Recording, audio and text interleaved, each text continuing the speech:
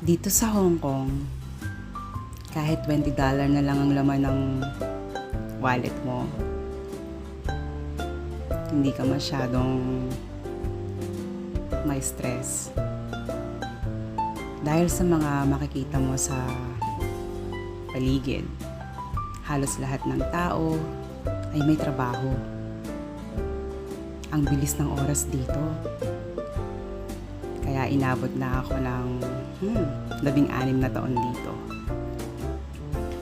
Bilang isang domestic worker, may social life ka dito. Tuwing linggo.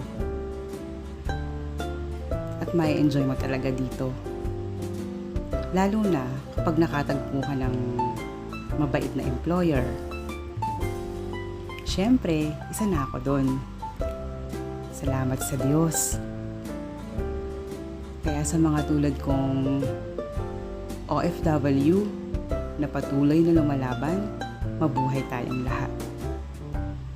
Salamat sa panonood. Stay safe and be happy.